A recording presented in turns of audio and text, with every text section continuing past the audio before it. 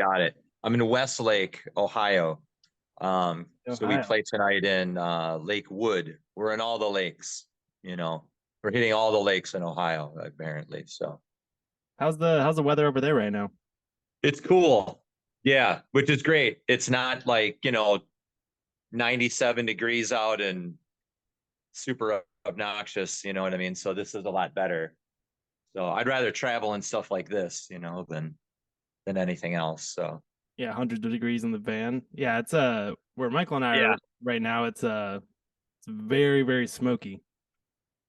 Yeah, It's like smoky inside my house right now. It's crazy. that's that's what I had heard. All the wildfire stuff and everything like that. I was just with visiting with a buddy of mine in Winnipeg, and he's just like, yeah, he's been traveling around this whole area and stuff. He's just like, yeah, it's all the air quality is totally terrible, and What are you gonna do? We're just we're living the life, yeah, doing the best we can. We're into music. We're into talking about art and all that good stuff. Why don't we do a proper introduction for everybody listening right now? So your name is James, and you are in a band called Beatallica. Is that right? I am. That is true. That is true. How Yes. long has Beatallica been playing together? Well, we've been touring since 2007. So I guess that's when I could say we really started playing consistently.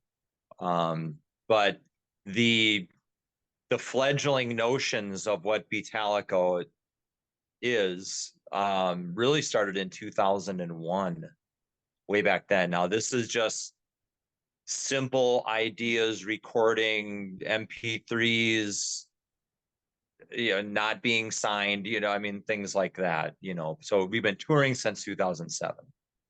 Wow.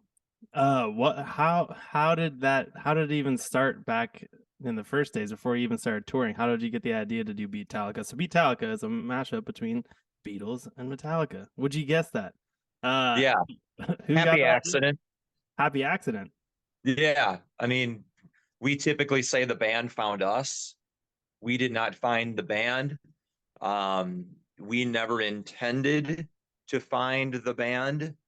When myself and our original guitar player, we were kind of goofing around with some stuff on an April Fool's Day for an April Fool's show in Milwaukee, and we're like, okay, well, what would this band do with this band, and et cetera, et cetera. We started recording some MP3s just for fun and handed them out on an April Fool's Day show. Um, Now that show is called Spoof Fest, which is something that I book and I do the hospitality for. That festival is now 30 years old next year. So we did this at Spoof Fest, not Beatallica, but we did the works of Metallica doing an April Fool's joke. That those MP3s caught fire on the internet, basically. And about 6 months later, well, I still was not in a band. Our former webmaster found me, got a hold of me through friends of friends of friends, and said, "Hey, this is who I am. I started a website and I named your band Beatallica." So we didn't name it. We did not pursue it. It was named for us and put on the internet for us. And then from there, it started getting all these hits and interests and craziness. And he's like, you need to make more music. This guy, his name's Dave Dixon. He was a physics professor at Marquette University in Milwaukee. And he's like, you need to make more music because I'm getting messages from Mike Portnoy and people like Living Color are writing in and the Pogues and like you need to do more of this. So it kind of grew from there, and It's we like you we don't have put a out the choice. second batch.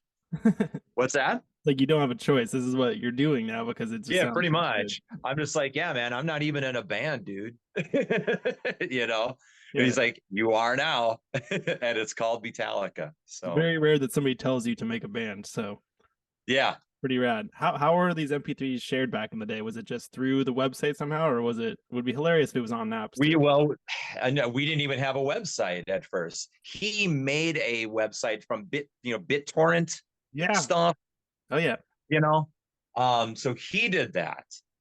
So I think our first website may have been a MySpace page, something like that. And then people started writing in, and then we got a formal website and then an updated website because that website got shut down, and so then we got another website.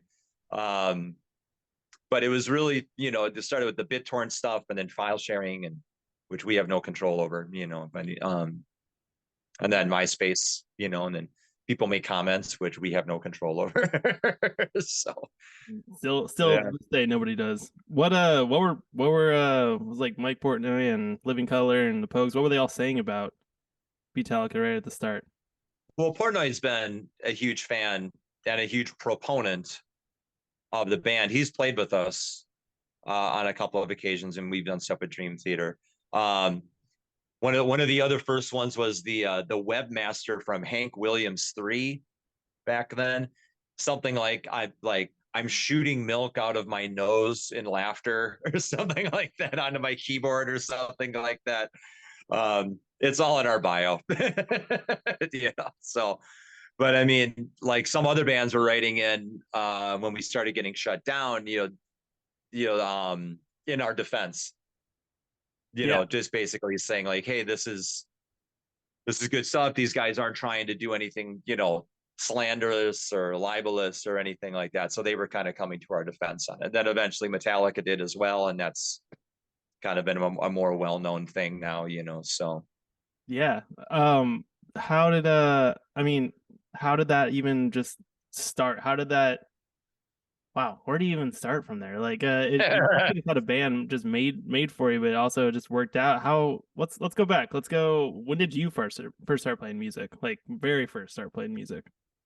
I was 4.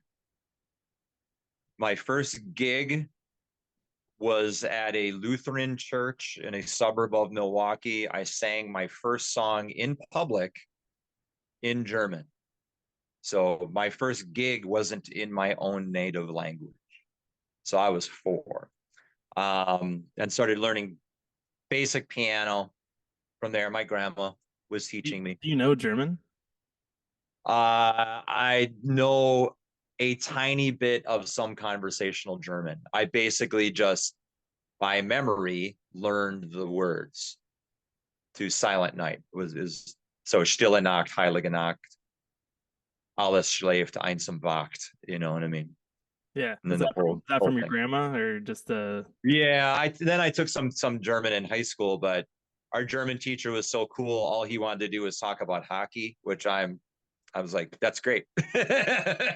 so so I did that. I ended up taking some Spanish then, but then I was also a foreign exchange student to Bogota, Colombia, when I was in high school. So I started learning conversational and street Spanish and can get myself across the city. And then after that, worked in the inner city of the south side of Milwaukee as a big Hispanic community and everything. So I started learning it there. So awesome. So going thus from there. the All You Need Is Blood EP, which we can talk about later, which is done in different languages and everything. So All right, we'll definitely talk about that. What was like your first band? What were you doing after that point? Like, I mean, oh after you my first band, not including air bands and dressing up like Ace Frehley when I was 6 years old because of my same grandma and going to play frisbee in the park as Ace Frehley in moon boots. My first band, I was 18. It was a band called Necromacy, and I was picking my sister up from high school. And these guys, they knock on the window of the car and they're just like, hey man, you're Tinker, right? Because my nickname is Tinker. And he goes, you're Tinker, right? And it's like, yeah. It's like, you like metal, right? And it's like, yeah. Like, you want to be in a band? Yeah. Said good because we're getting rid of our singer. Come down here, learn these songs. I'm like, great. So that's how I joined my first band, literally by someone knocking on my car window and saying, hey man, you want to be in a band? there you go. And how did And I just sang. I just sang in that band. It was a crossover metal punk band.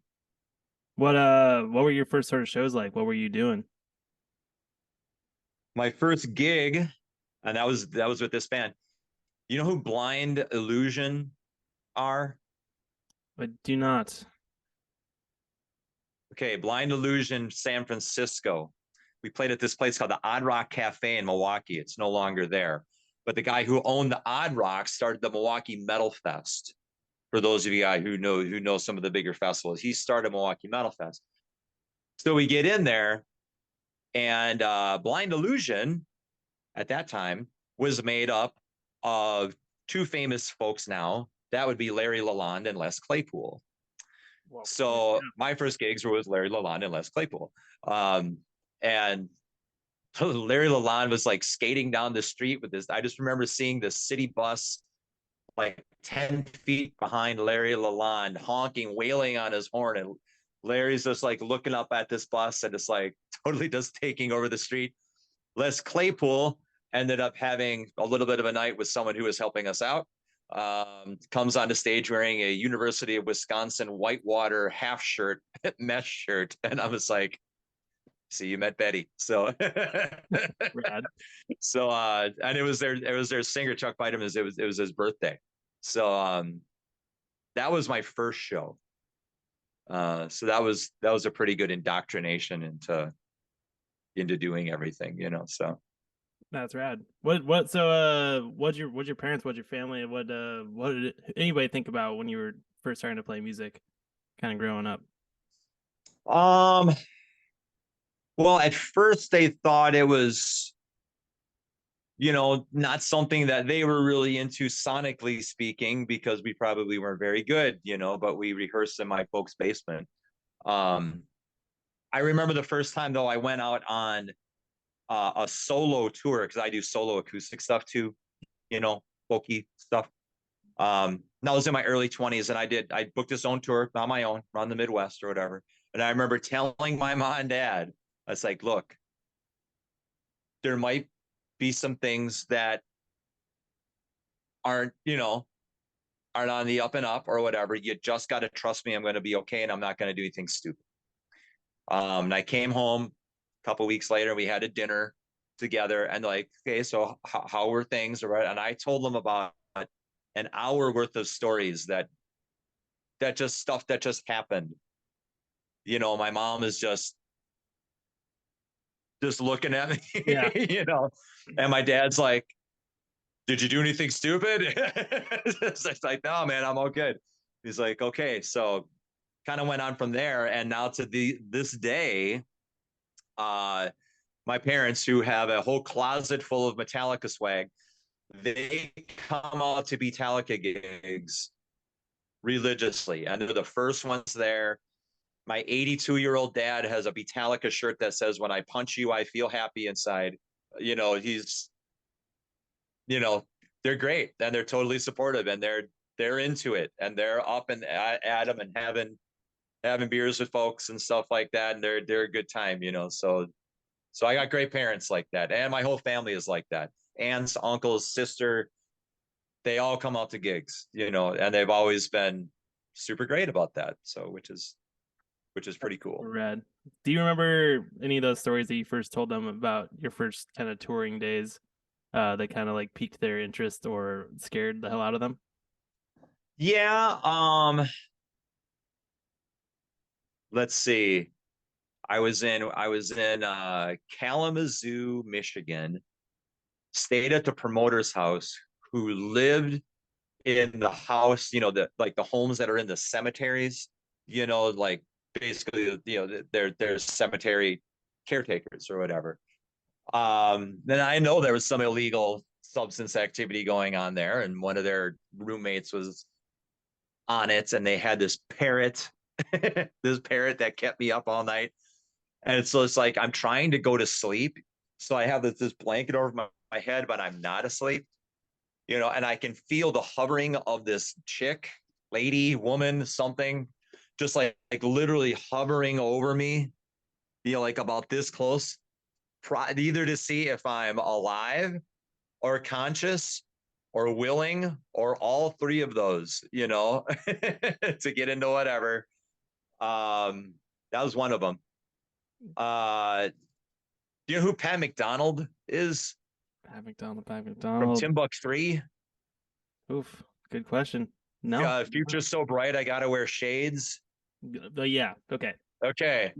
So I'm doing this show with Pat McDonald somewhere in Michigan or whatever. And nice enough guy. He couldn't remember anything from like 3 minutes to the next 3 minutes. I think he asked me, do I smoke? Can I have a cigarette? Where are you from? Like 7 times in a half hour. Like literally didn't know. And my mom's like, well, who are you hanging out with? Who is this person? It's like, why is he asking you these? It's just like, why doesn't he remember? It's like, I don't know, Ma. I'm just letting you know. These are the people that I'm kind of hanging with. Yeah. I'm gonna be okay, you know. And there are other things too. I mean, just other weirder substancey hookup things that happen, you know. Yeah. You know, they just got to trust me that I'm okay. You know what I mean? I'm not going to do anything dumb or whatever. As long as you can outsmart a guy that can't remember anything about you, you're probably gonna do probably. right in general. I can get down the steps faster than him. So he's still out there playing though. He does a lot of stuff for there's this festival in Wisconsin called the Steel Bridge Festival that was going on. It's up in this place called Sturgeon Bay, north of Green Bay. You know, and it became this big music festival. And like Jackson Brown has been known to show up and folks like that or whatever. He was a big part of that, you know what I mean? So good on Pat McDonald, you know what I mean? So maybe it was just a rough night. Yeah. So you know, we've all been there. yeah. We've all been there, you know, nobody's better than anybody else. That's ain't that the truth. Right on. So you're back to touring. It looks like you played a few shows in 2021, but your last big tour was back in 2017. Is that right? So what kind of brought you back? Well, yeah, we did the bigger one in 2017. What brought us back was that COVID ended. Yeah. You know, like everybody else, COVID ended. We were supposed to do some other shows last fall. We actually ended up moving them to the spring now because the market was getting so flooded with touring bands, you know. So we waited. So that's where we are now. So tonight is the first night of us playing. Now, well, not the first night. I mean, we've already done Milwaukee, Chicago, stuff closer to home. And then we did some dates last year, you know, Chicago, Akron. We did a few as COVID was starting to subside, you know what I mean? So we did some of that, you know. So now this is a more formal sort of thing, you know, with other dates getting thought about and planned and etc. How's it feel to be back? Good. I feel healthy, you know, I'm ready to go. So we have new merch. You know, it'll be good to play stuff off the Devolver album because that's the latest record, you know, which came out essentially during COVID. So it'll be good to do that. We're also working on, or have worked up a song that is a mash from the new Metallica album, 72 Seasons. Which is a great album, by the way. What do you think about it? Yeah. I think all their last 3 efforts have been totally solid. You know, they all sound good, and yeah. But that's why we wanted to use something off the record. So now I can't tell you what it is. You got to come out to a gig. But I can say that it means that this song is not recorded, and wherever we play it live, it'll be the first times that people are hearing it. The only people that have heard the song are us. So it's a brand new song. Okay. So we're gonna so we'll run through a little bit of it tonight during sound check, and there you go. Well, we're planning on seeing you at the Brooklyn Bowl. So okay, right on. June 17th. Right on. I have to ask, if you had to rate your favorite Metallica album and your least favorite, could you do that on the spot? Yeah. Someone asked me that think it was like a year and a half ago or whatever. And at that time, because I know things change, but at that time, I said it was Ride the Lightning. And the reasons were because I have a great Ride the Lightning story for when Metallica, Wasp, and Armored Saint hit Milwaukee on that tour. Um, but just hearing Fight Fire with Fire for the first time, how that was kind of a game changer. You know, sitting in my friend's basement hearing that.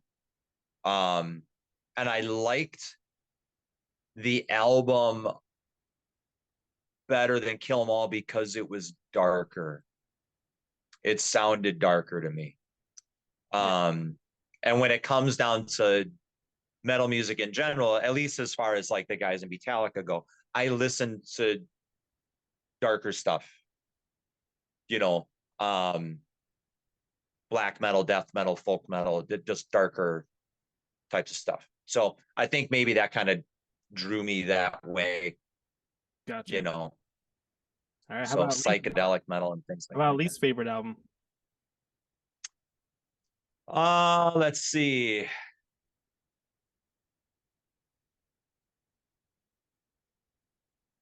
Pondering. The least favorite, I'll say either Saint Anger or Reload as least favorites, but I'm trying to think which one and why that would be because we've done compositions from both. You know, I mean, that's the thing about Beatallica. It's like nothing gets forgotten, you know, from either of our parent bands. Yeah. You know what I mean? It's like, so I can't say that any of the albums by Metallica aren't good or welcome. Maybe just we just haven't harvested as much material from those albums. Yeah. Thus, those being the two that I mentioned. And I'm You sure it's know, kind of fun to do like a very B-side song from either band, and somebody will recognize it, or what most people would consider like a B-side of them, and they'd be like, "I fucking love that song." yeah. Well, I mean, it's like when Beatallica, when we put out Abbey Load.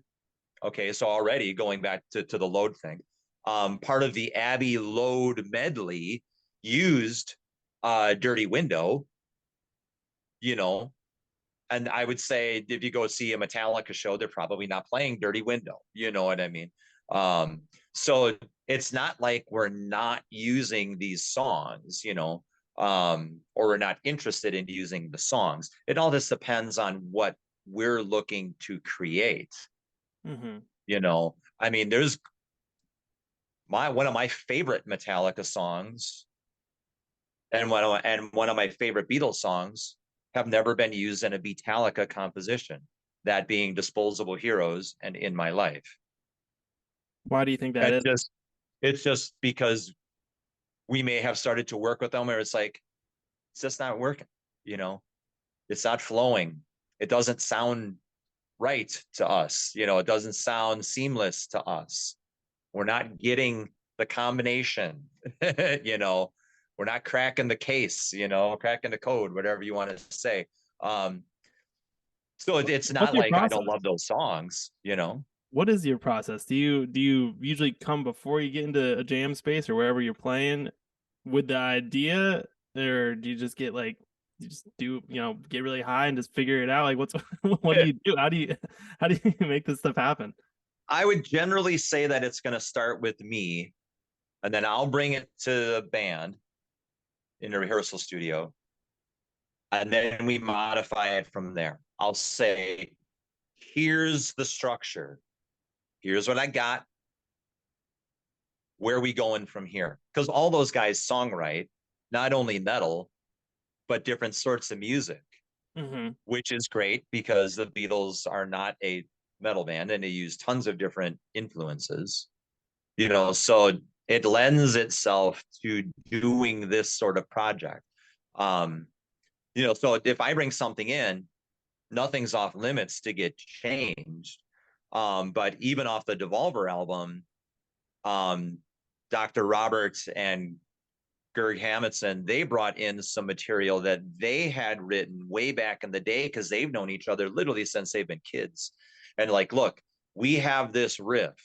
We want to use this riff here.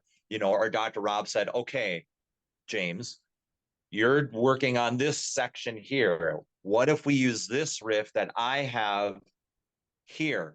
So now the members of Beatallica are inserting their own riffs into composition. It's Metallica, Beatles, Beatallica riffs, lyrics and influences and modifications and all these other things going into things. So it's like if you looked at the material off the Devolver album, you're going to be like, okay, I hear the styling of this, like how Cheap Trick or Smashing Pumpkins or King's X uses vocal stylings, chord progressions. Are you playing a fifth chord? Are you playing a sixth chord? How are you going about these little runs here, and making chordal patterns within a song? That's what we're doing with composition. So people might hear it, but then they're like, I don't hear it. Wait, I do hear it. But from where? And they're trying to figure it out, and the wheels start turning. That's part of the fun and the puzzle of the band. You hear it, but the more you know about both of the bands, you're going to have greater success in knowing where you're hearing it from or how you're hearing it. Yeah, and then you put a like thin little blanket of adding some special riffs in there or something like that. Yeah. What? How did man? It probably wouldn't work as well to do like two folk bands or two metal bands. Like it seems like that contrast is exactly what kind of makes the band so special. I Um, guess, you know, I mean, they're called Reese's peanut butter cups because they have peanut butter in it, not another type of chocolate, right? yeah, it'd be like yeah, exactly. So Yeah, you just need that there you go. contrast right there. Speaking of which, what other band mashups do you kind of think would be an interesting thing to hear? Yeah, I don't know if I don't think any of them would be interesting. I didn't think that Beatallica was going to be interesting to hear. Yeah, you're like, I don't know. Um, yeah, but we always joke around is like, what would we do? Because people will say, hey, you should mash up Pink Floyd and Slayer and make a band out of it. I'm like, okay, well, what would you call it? I don't know. Like the Yeah, name's got to be there, right? So it's like we would come up with things like Barry Manowar instead of Barry Manilow and Manowar, Barry Manowar. Um, and just like other, you know, Huey Lewis and the Nuge, yeah, and Huey Lewis and Ted Nugent. That's my latest one, Huey yeah, Lewis and the Nuge. So just like stuff like that. Would we ever do it? Oh, fuck no. yeah, No, we're not doing this. I never thought I'd be in this. No, I'm in 3 other bands, man, now. You know what I mean? yeah. And those bands all do road work. It's like no. Yeah, and This is what it is.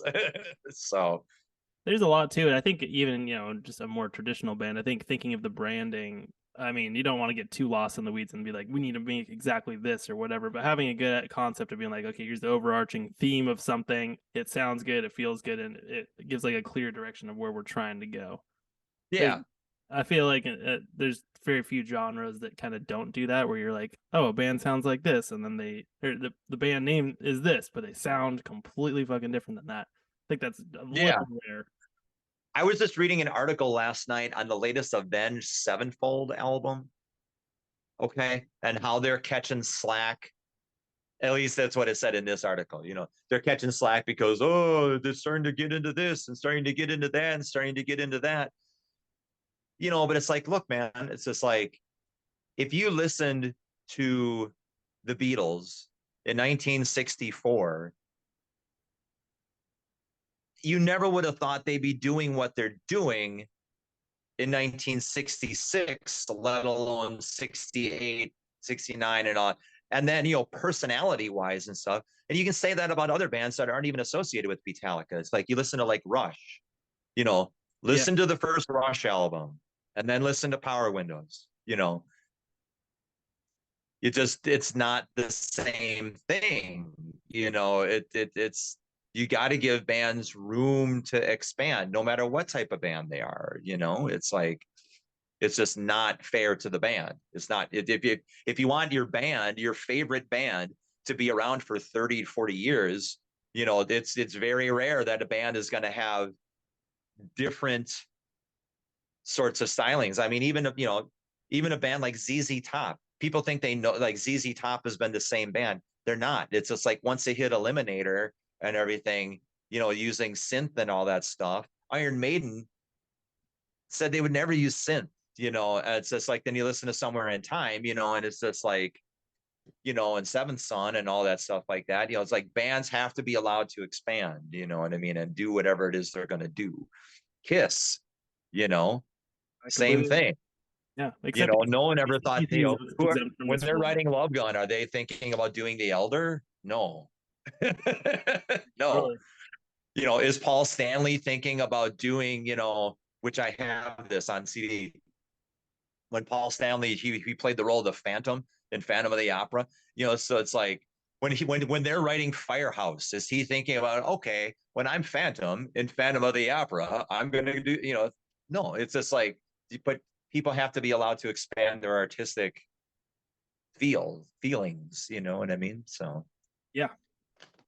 So I know you didn't even expect your Beatallica to actually like go anywhere. You weren't expecting to be making a band. You weren't expecting a lot of this stuff. But once things started getting going, did you expect the kind of longevity that it has now?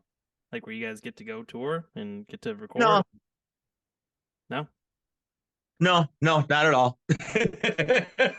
What would you say but caused that? as it's been going, what's that? What would you say caused it? What would you say is kind of the secret behind why you guys are still doing what you're doing? Um, tenacity, hard work, and a lot of help. Yeah. A lot of help from your You friends. know, Yeah. yeah, right. A little help from our friends. That's right. That's right. Yeah. And they know who they are. That's for sure. It's like, obviously, the Metallica guys and Peter Paterno, and we have a good buddy named Michael Harrington. Um, he helped us with some of that stuff and case study thing back in the day. We met him through his work at Belmont University in Nashville and stuff, and he was at Harvard and everything like that. So he's great, good friend of ours. So yeah, so that, but I mean, look, man, it's just like, I'm not the greatest guitar player and I'm not the greatest singer or whatever, but I will outwork you. Yeah, fair enough. I can guarantee you that. I am the Pete Rose of heavy metal. He wasn't the fastest, he wasn't the best fielder, but he will out hustle you. That's me.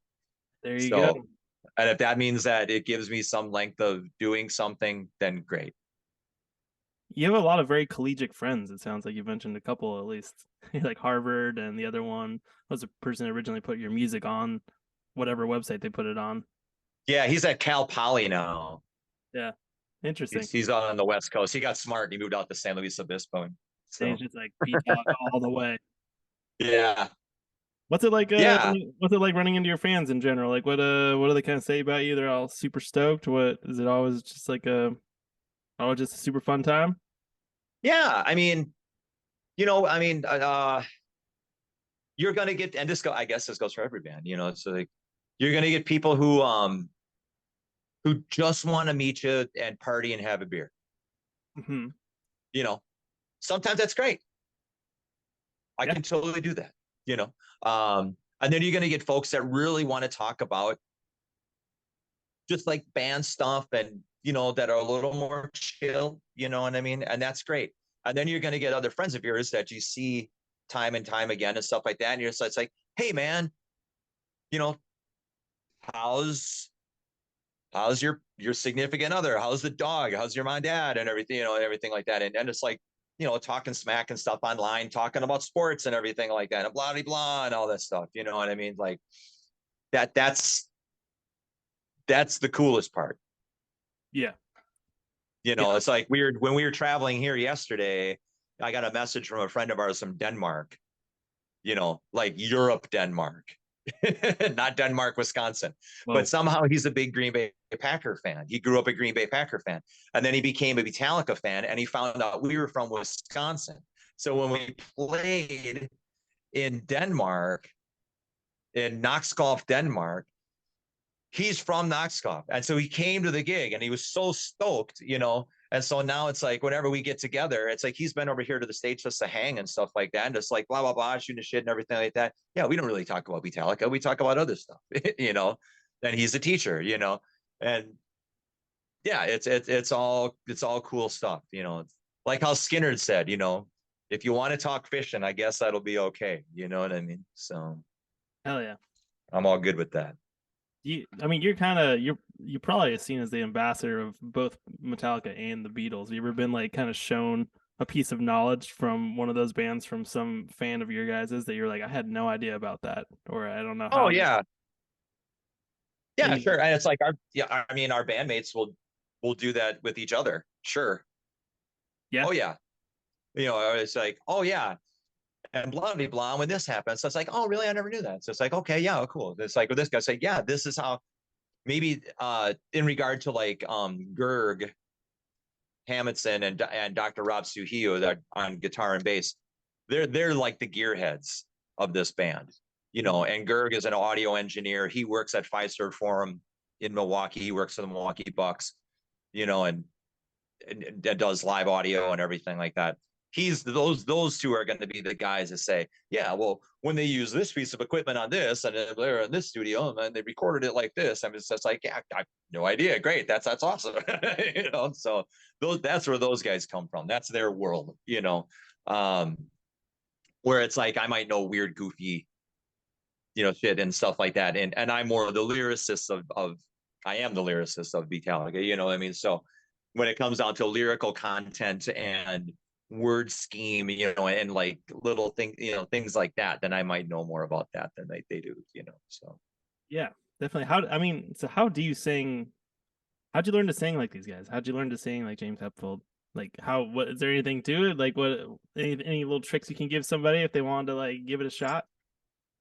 yeah, I mean, the most important thing, the two most important things that people have to remember is that as you age, your voice changes, right? You know, so I wouldn't have been able to sing like this when I was 14, you know, or 13 when I first saw Metallica. Um, but then when we started making those MP3s for that April Fool's show, I was saying, you know, we're just gonna go in and do this. I'm like, okay, I'm just gonna try stuff, Yeah, you know, and we tried it and it worked somehow. Um, but then as Beatallica progressed, the voice progressed, you know, and using, you know, now I have to figure out, okay, how am I going to get to using the James Hetfield clean voice, like the nothing else matters voice, yeah, that type of thing. Um, but then I get older, you know, so how do I deal with my changing voice to get to where I need to be, you know, and how does your breathing change, your pauses, you know? And I live with my girlfriend and she's a classically trained singer and she's big on breathing, you know. And last week before I left, she said, and she came to our Chicago gig recently, and she said, man, I got to tell you, one of my favorite lines, well, those two favorite lines of yours that I hear you do, and you did them at your last gig. But consider doing them like this because I heard you do this line in a certain way. Said, try this and attack it this way, you know, because when I recorded those lines originally, that may have been 12, 13 years ago now. She's like, try it like this. So she's listening to everything that I sing and everything that I do. You know what I mean? And she'll give me advice on it, you know. And she said, you do what you want, but I love this line. Do it like this. You know, I'm like, okay, great. Yeah, I will. You know, thanks for the thought on that. You know what I mean? So Really interesting that so you're kind of like shaping your voice over time. I mean, if it makes sense on paper, but you don't really just hear about it being said that way.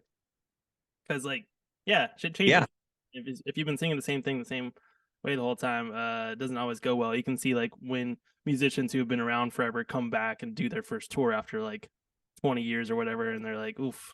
Or they come sure. back and they change everything and they sound better than they ever did somehow, some way. It's such a wild. Yeah. Yeah. I remember when the smoking stuff got instituted in clubs, you know, and casinos and stuff like that. I'm allergic to cigarette smoke. So I don't smoke, obviously, you know. And I don't smoke pot, you know, or anything like that. I don't want to, but because I'm a singer, but I can't. I literally physically cannot. It would be bad for me, you know. So it's like when all this stuff was lifted in clubs, I thought like, man, this is great. How the hell did we ever do this when we were kids Yeah. and singing and stuff when I was in my 20s and stuff like that? God, this was awful, you know. You know, and some of my worst shows ever have been at casinos before the smoking thing was instituted. Some of my two worst shows ever were at those gigs. And I'm just like, God, fuck, man. That I'm happy this isn't a thing yet, you know? Yeah. And I mean, it's just great that that's not the case. I think I'm like one of the last generations that actually got to see that, and when I was growing up in California, smoking was already illegal indoors, but when I went over to visit my family in Michigan, I would go into like a Denny's or whatever and everybody's smoking in there. You have the smoke. Yeah. This is wild. Uh, Yeah. Yeah. It's I just can't crazy stuff. imagine doing that now. It's just like at an eating establishment or especially venues or whatever, just like the amount of smoke there was. Yeah. Yeah. So those would be the two things, you know, like dealing with your voice as it ages, thinking about breathing, Mm-hmm. um, staying Does she have any hydrated, does she have any good staying breathing hydrated before gigs. you have any good breathing techniques? It's just like maybe not even for shows or for singing or anything like that. Is there anything cool that your girlfriend does or she tells you to do that are just kind of interesting things we can do? Yeah, well, um, she's big into like meditation and yoga and stretch, and this is an actual fact here now, people, that people who are guys who are in bands, guys and girls who are in bands, we do other things. Okay, so when I don't play music, I'm an occupational therapist. Okay, so I do a lot of like upper body stuff, lung expansion stuff, you know, breathing and just trying to work on, even though sometimes my posture sucks, but working on posture, you know, um stuff like that. But you got to be doing that stuff not like the hour before your gig or just the day of your gig. Like you got to kind of do it Yeah. you know, fairly consistently, you know, at the very least, you know, so you can feel the effects of it. And stretching, you know, stretching is a good healthy one. I stretch before every show, head to toe. Nice. I stretch, you know, not just my fingers, not just my arms, not just my neck, but your legs.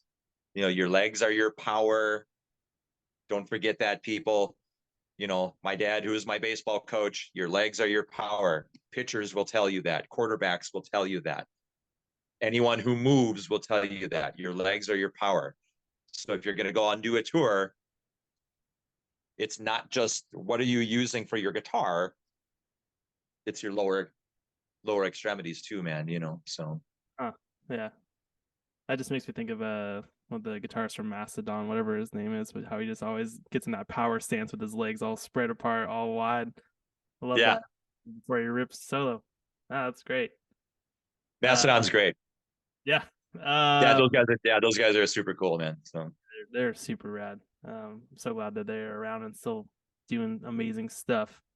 We Uh, did this, we did a gig with a couple of those guys in New York. Um, it was for a magazine release, and we played at the Bowery Ballroom. And it okay. was us and those two guys. They did their side project called Fiend Without a Face and stuff. And so we were in New York and giving interviews and stuff like that. So I walk into the room and stuff like that.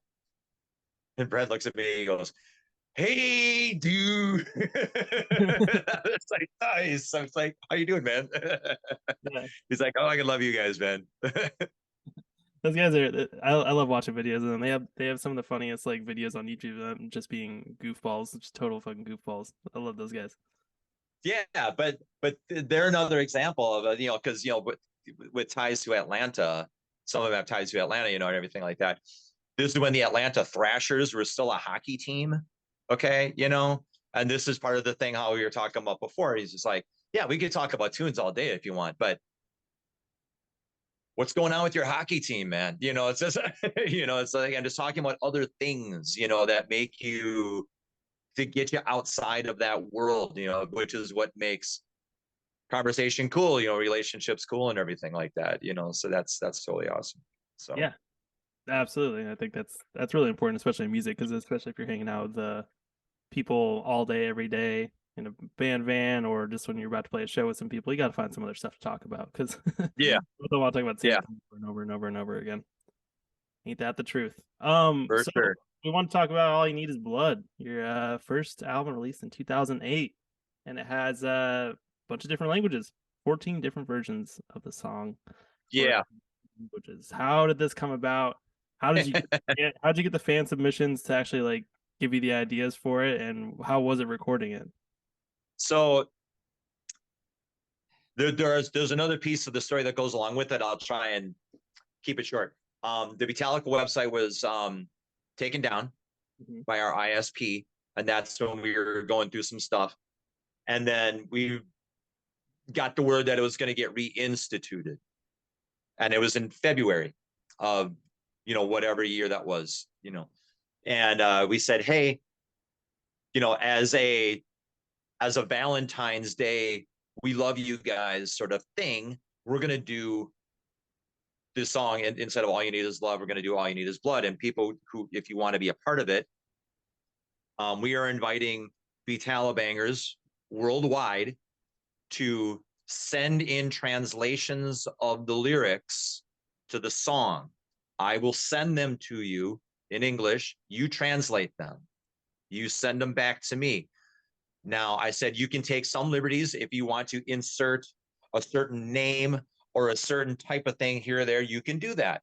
But you have to tell me how to phonetically pronounce your phrases and your language. Because if you don't, I'm going to take my liberties now because I don't speak Estonian, or whatever language it was going to be. So some people sent them in and some people didn't. So they're just like, we just want to hear you just go after this. So we did. But then to make every song kind of its own thing, not lyrically speaking or just lyrically speaking, we did a different intro. So we did each country's national anthem before the song. We did a different solo section in the middle. And then we did a different, very long fade out ending. It's all different with different sorts of weirdness that goes on within it. Yeah, so we ended up doing that in 14 different languages. so some I had a little more help on than others, you know what I mean? So but yeah, so that was all good, great fun, you know. Um I don't know of any band that has attempted to do something like that. Man of War. Um so just saying. There you go. Wow. I mean, that's cool, and it's a great way to get like fans involved with your stuff. feeling like it's just not like a cut and dry. Yeah. Like, this is what we're doing as a band. But it's like, no, we're having fun. That was the whole Yep. point of this project, and Yep. that's what it was from the start. And that's just another way to just keep it going rather than being like, okay, here we go, Beatles, Metallica, over and over again. It's like you're getting Right. up the horizons of like what you can actually do. That's super rad.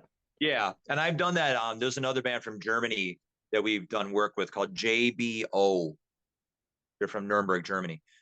And I've appeared on their albums um as Jaymz Lennfield singing their material. And we've done stuff when we toured over there in Germany with them one time. I would come up and do a song with them completely in German live and had to learn the song. We did that night after night after night after night. And so every now and then, I'd jack something up, and I can see these guys just cracking up laughing, because I'm sure I was probably saying something in German, but it wasn't It wasn't right. it wasn't what it was supposed to be. And every night I would screw up something a little bit differently. And so just to see these guys just lose it was super funny, man. It was super great. So yeah, so if you look up JBO, they have a song called Eine gute Tag zum Sterben. It's a good day to die. And then they have another one called Long Live Metallica.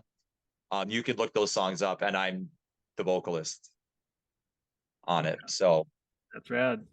yeah, But those guys are cool. I think it's the best way to learn a language too, is just be able to like laugh about it. Like whenever I'm in a different situation, yeah, be able to just laugh about it, or else you're not going to learn. People are going to feel too uptight to actually give you any like real feedback. Yeah. Well, hey, Yeah, I for sure. really appreciate your time. I only have a couple more questions, if that's cool with you. Yeah, I got a couple of minutes here, man. All right. How? What? Okay. What actually gives you the most doubt in your work and what you're doing with Beatallica, or just in general? Like, The what gets most you most doubt, and how do you overcome it? hmm,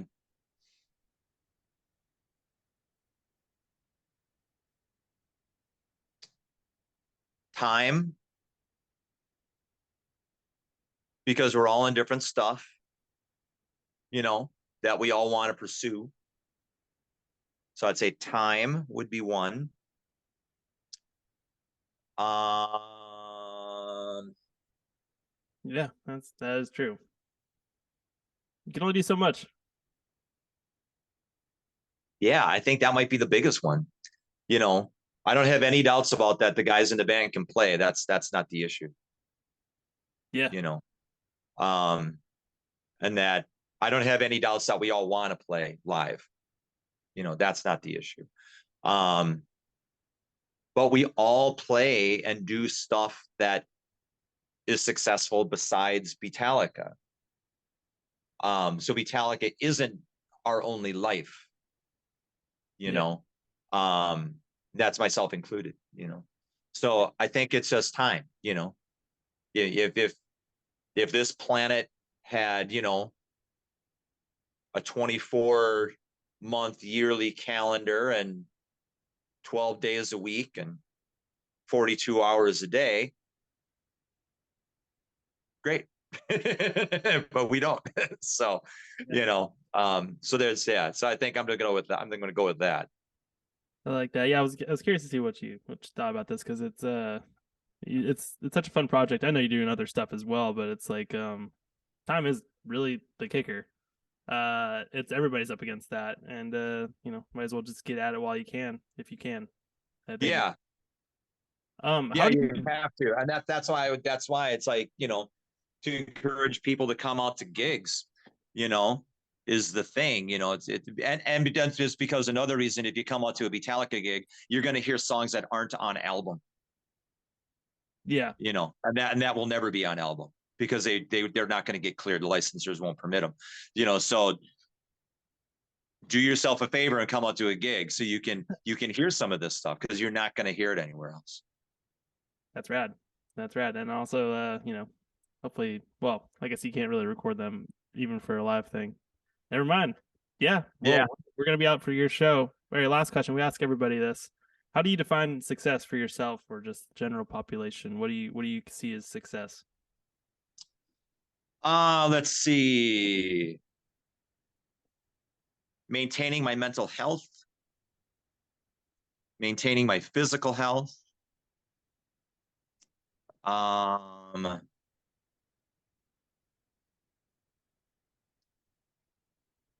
I I always want to feel like I've given the most to a gig or an effort.